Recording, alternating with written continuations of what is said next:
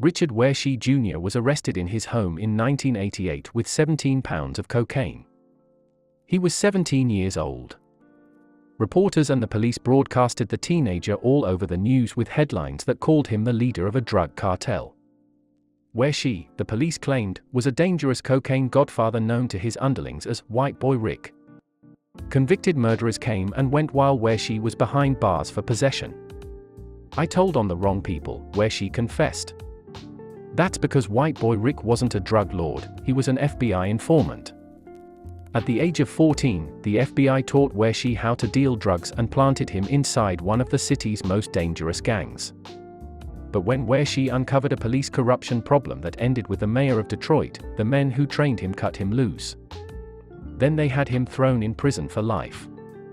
"I was brought into this life by law enforcement," Richard Wershe Jr. reported to Vice. "I was taught it, they left me alone, and a year later I'm busted and put in jail for life." The law enforcement to which he's referring are the FBI agents who came to his door for his father in 1984. White Boy Rick's father, Richard Wershe Sr., wasn't a man who lived entirely within the law. He raised his son and daughter alone in a Detroit slum overrun with crack addicts and gangsters. He made his living running scams and selling guns out of his own home. The FBI, though, wasn't there to send him to prison. They wanted information. They came with an envelope full of pictures and hoped that Richard Wershe Sr. would recognize the faces.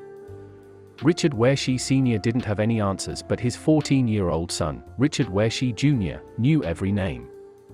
The 14-year-old wasn't a drug dealer or a gangster. Though he wasn't an angel, he already started looting people's homes for cash. Wershe Jr. had never touched cocaine in his life. He was just aware of what went on around him in his community, a streetwise kid, and the FBI was willing to pay to find out just how much he was aware of. Wershe Jr.'s father saw this as an opportunity to keep food on their table. As Richard Wershe Sr. put it, "I took the money. I wasn't doing all that well at the time. And I thought it was the right thing to keep some drug dealers off the street and get paid for it." And to the 14-year-old Richard Wershe Jr., it was an adventure. What kid doesn't want to be an undercover cop when he's 14, 15 years old? That's how Richard Wershe Jr. became the FBI's youngest informant. Richard Wershe Jr. was good at what he did. He went above and beyond what the FBI asked him to do. He took up with the Curry Gang, the foremost drug slingers in Detroit at the time, and made friends with dangerous criminals so that he could get better information. The FBI, in turn, began to train the young Wershe Jr. on how to be a gangster. They taught him how to peddle drugs on the street.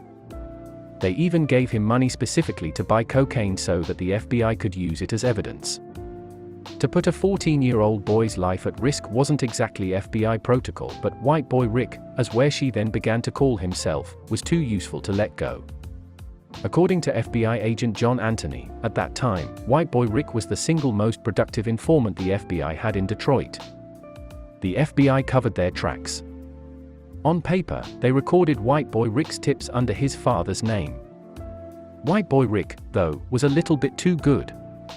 Pretty soon he uncovered a conspiracy that ran through the whole city. Rick Wershe Jr. began to see the corruption when a 13-year-old boy was shot by the Curry Gang and the Detroit police did nothing about it. Their chief of homicide, Inspector Gilbert Hill, deliberately diverted the investigation away from the gang leader, Johnny Curry.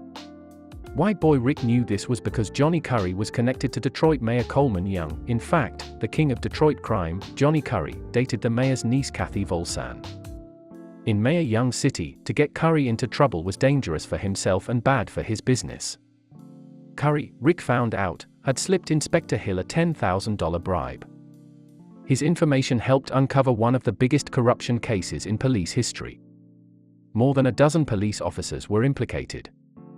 Inspector Hill and Mayor Young, though, would walk away free.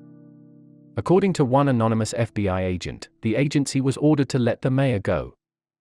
The order came down the pipe that the nation didn't want to deal with another news story about a corrupt mayor. Washington didn't want another Marion Barry, the Washington, D.C. mayor who had recently been caught dealing crack.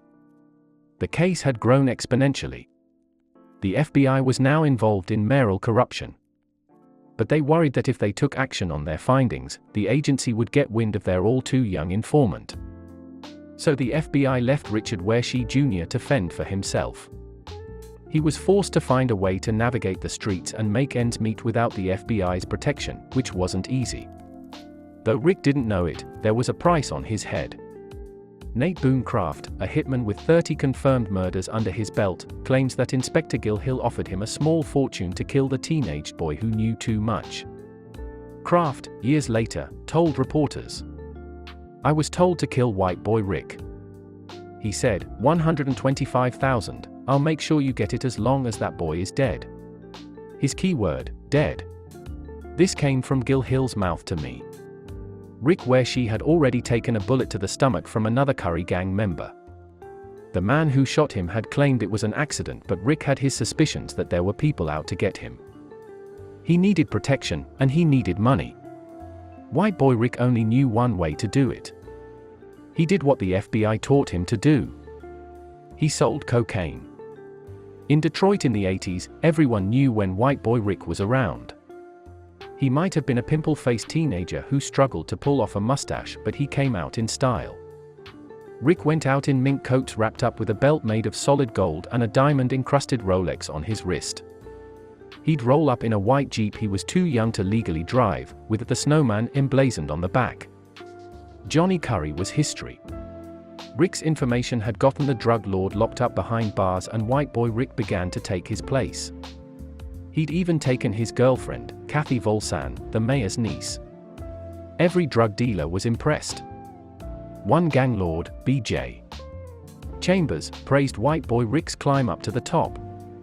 He rose all the way through the ranks. He did it just as big as me, the Curry brothers, Maserati Rick, whoever you want to name. The FBI had nobody to blame for this new drug lord but themselves. Agent Greg Schwartz would later admit, "We brought him into the drug world."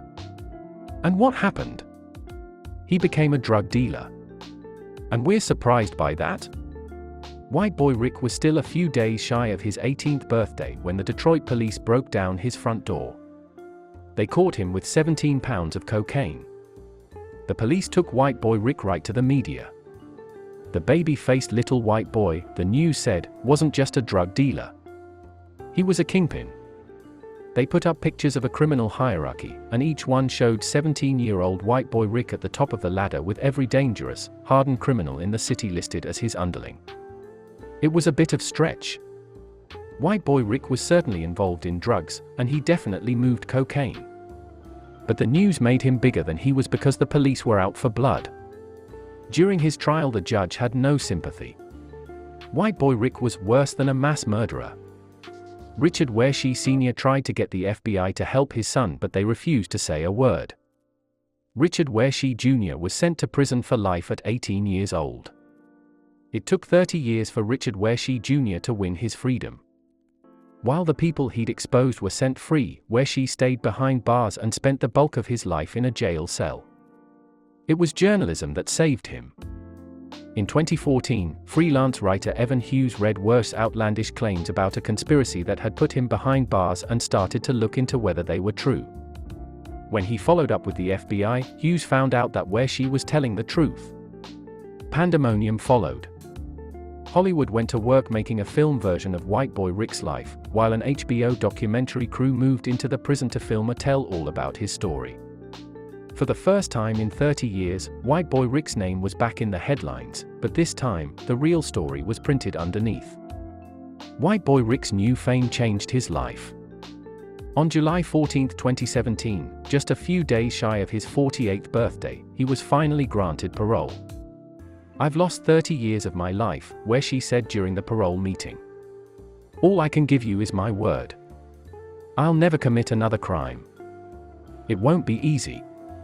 Even now, the only trade Wershe knows is crime.